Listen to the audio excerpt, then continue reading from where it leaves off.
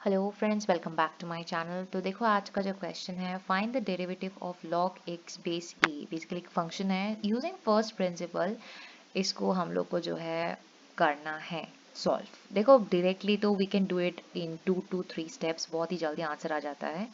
1/x log a base e, ये अपना answer होता है। बट जब बोलता है कि फर्स्ट प्रिंसिपल यूज करके करना पड़ेगा, ये क्लास 12th का तो मेन कॉन्सेप्ट है, डेरिवेटिव यूजिंग फर्स्ट प्रिंसिपल, जिसका फॉर्मूला ये है limit X H tends to F dash X limit H tends to 0 F of x plus H minus F of X upon H. ये है हम लोग का फॉर्मूला। वेल सो चलो उसको यूज करके कैसे कर सकते हैं देखते हैं। तो मेरा एफ एक्स क्या है, log x base a. Okay fine. और एक क्या चीज चाहिए मुझे, x f of x plus h चाहिए। तो मैं लिख लेती हूँ log base a x plus h. बस पहला दो स्टेप जो हम लोग को यही करना पड़ता है जब भी हम लोग फर्स्ट प्रिंसिपल से रिलेटेड कुछ भी क्वेश्चन सॉल्व करते हैं।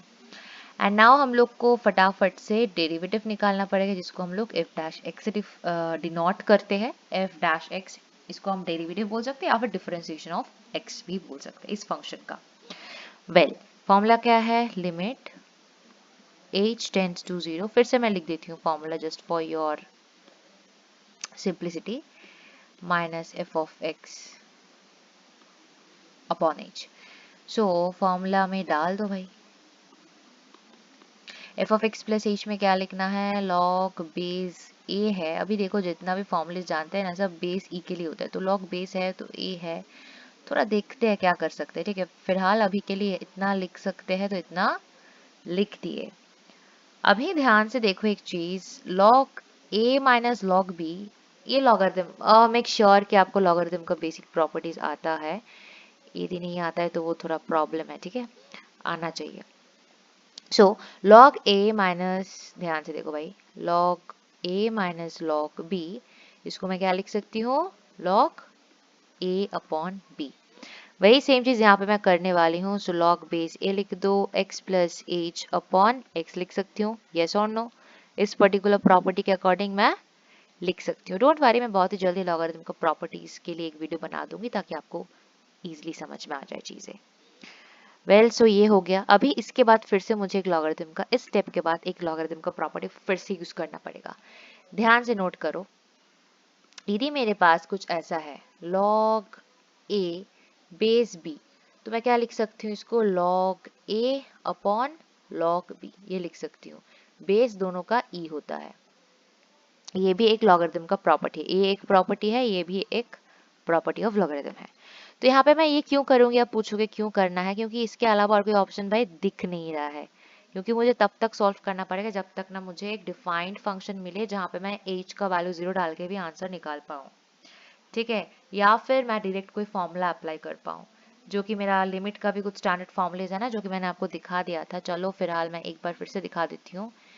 ये जो कुछ फॉर्मूलेज है लिमिट का, ये सब ताकि मैं यूज कर पाऊँ, इसीलिए मुझे वो एडजस्टमेंट करने की बहुत ही ज़रूरी है। ये फॉर्मूला तक मैं आ जाऊंगी, 6th वाला जो फॉर्मूला देख रहे हो आप, यहाँ तक आ जाऊंगी। कैसे आना है देखते हैं ना। सो यहाँ पे मेरा हो गया लिमिट h टेंड्स टू 0। मैं इसको ये वाला प्रॉपर्टी जो अभी मैंने आपको बोला है वो यूज कर देती हूँ।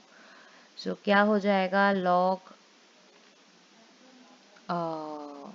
ये वाला पूरा टर्म है ना मेरा। अच्छा देखो और एक चीज कर लो, देखो नीचे में तो मेरा log a होगा, ठीक है, वो समझ में आया है, log a होगा। और ये h जो है वो भी रहेगा यहाँ पे, ठीक है। और इसको ना ऊपर वाला टर्म जो है ना, इसको मैं मतलब ये जो x plus h upon x वाला टर्म है, इसको मैं ऐसे लिख देती हूँ। अच्छा और यहाँ पे बेस e होगा, x से डिवाइड कर देती हूँ तो थोड़ा सिंप्लीफाई हो जाएगा, x upon x 1 plus h upon x, ये होगा। समझ में आया, नीचे में भी ये बेस ई होगा। देखो भाई टेंशन मत लो, ये मैंने यहाँ पे जो log a लिखा है, इस a के जगह में ना ये पूरा टर्म है x plus H plus upon x. और जो b के जगह में लिखे है, जो बेस है बेसिकली, यहाँ पे मेरा बेस क्या है, a है। और ये वाला जो टर्म है पूरा x वाला टर्म जो है वो है, ठीक है। तो वो ऊपर जाएगा और नीचे में ये आ जाएगा। लिमिट के प्रॉपर्टी के अकॉर्डिंग log a जो है, अच्छा log a जो है वो कांस्टेंट है, लिमिट का प्रॉपर्टी के अकॉर्डिंग क्या होता है, कांस्टेंट बाहर आ जाता है और फिर बाकी में हम लिमिट अप्लाई कर सकते हैं। सो इसके बाद हम क्या करेंगे देख लेते हैं फटाफट। log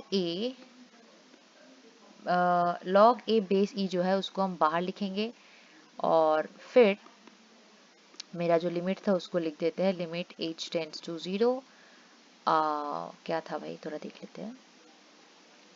क्या था यहाँ पे term, log base e 1 plus h upon x. Okay, log base e 1 plus h upon x, और नीचे में एच एक था भाई तो वो चाहिए। अच्छा देखो, अब log ए बेस इधर जो है इसके साथ तो मुझे कुछ करना नहीं है।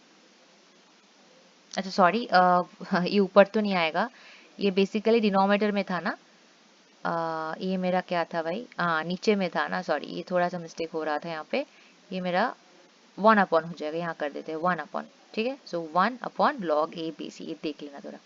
अच्छा अभी थोड़ा सा देखो, मेरे पास जो फॉर्मूला है स्टैंडर्ड लिमिट का, जो भी फॉर्मूलेज मैंने आपको बोल दिया था, क्या है देखो, log x लिमिट ए वाला 6 वाला फॉर्मूला देखो, limit x tends to 0 log of 1 plus X upon X equals to 1। तो यदि ये x वाला टर्म सेम है, 1 प्लस के बाद x है, नीचे भी x है, तो हम इसको 1 लिख सकते हैं, आंसर स्टैंडर्ड फॉर्मूला है।